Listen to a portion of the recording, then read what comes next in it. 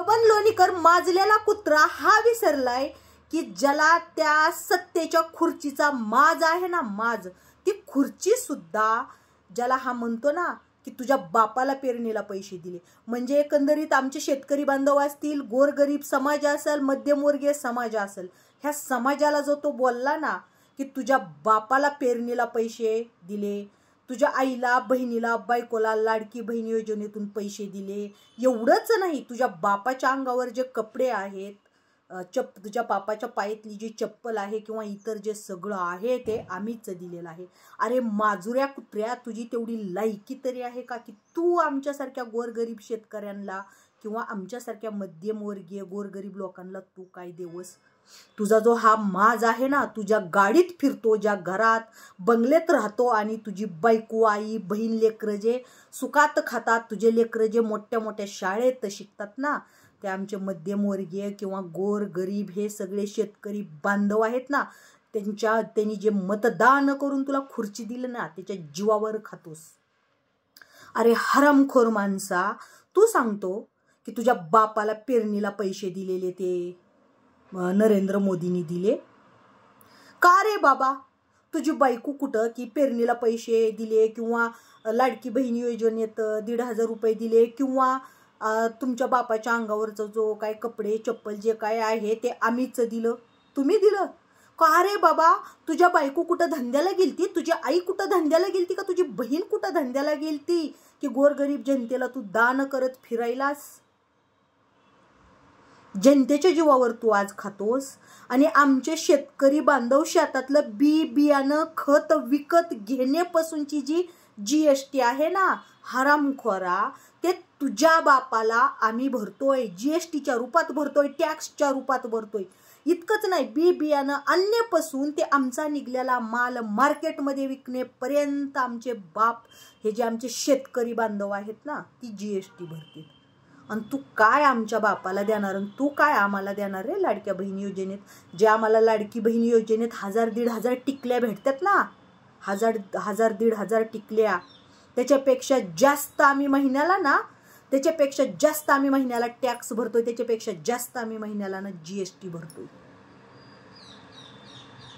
तू जी म्हणतो ना तुमच्या बापाला पेरणीला पैसे दिले, अरे आमच्या बापानं आज शेतात पेरतात ना, तीच जर नाही पेरणी केली आणि तीच जर नाही उगलं, तीच जर धान्य नाही मार्केटला आणलं ना, तर तुझ्या ज्या बापाच्या जीवावर उड्या मारतो ना, ती बाप कटोरी घेऊन जरी मागितला तर त्या कटोरीत कोण दगड पण टाकणार नाही, भाकरी तर देणारच नाही. कारण भाकरी खाण्यासाठी त्याला आधी शेतात गहू ज्वारी पेरावी लागती, पिकवावी लागती आणि मग भाकरी खायला भेटते.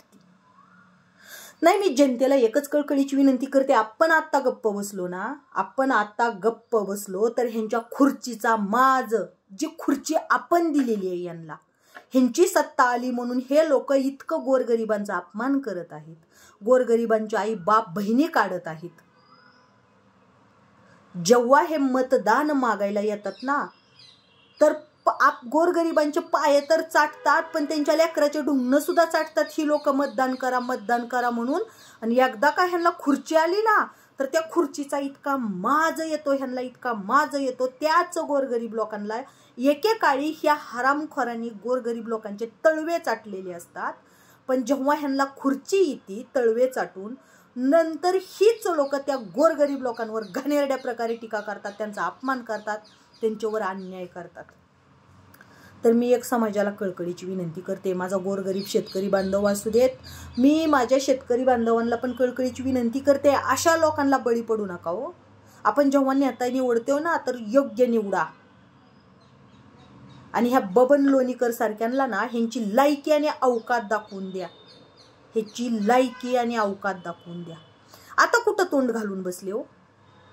नाही, हा कुठल्या तरी एका पक्षाचा आहे म्हणून जरांगे पाटलांवर वेळोवेळी टीका करणारी पिंकी बाई आत्ता नाही बोलली ह्या बबन लोणीकरवर? आत्ता हिला गोरगरिबांची दया नाही आली हो? आत्ता हिला नाही दिसलं की बबन लोणीकर ही चुकीचे शब्द बोलला म्हणून? बबन लोणीकरांनी गोरगरिबांच्या जी परिस्थिती आहे ना, ह्या परिस्थितीशी खेळला, ह्या परिस्थितीची टिंगल उडवली, हे नाही दिसलं. कारण तो कुठल्या तरी एका विशिष्ट पक्षाचा आहे ना.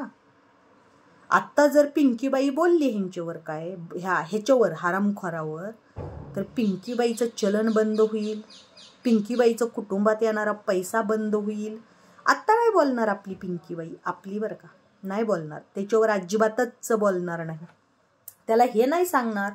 चुकून एखादा शब्द जरांगे पाटलांनी जर काही वेगळा बोलला तर त्यांच्या शब्दाचा एवढा तमाशा करणारी पिंकीबाई आत्ता बबन लोणीकरवर नाही बोलणार.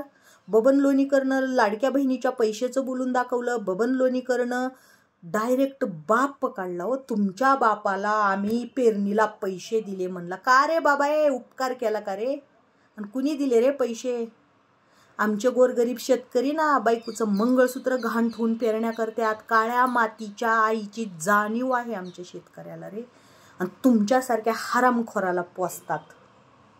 म्हणून सांगते बबन लोणीकर, बोलताना ना शब्द आवर. आणि जनतेला सांगते, अशा लोकांना ना तुम्ही खरंच महत्त्व देऊ नका, खरंच महत्त्व देऊ नका.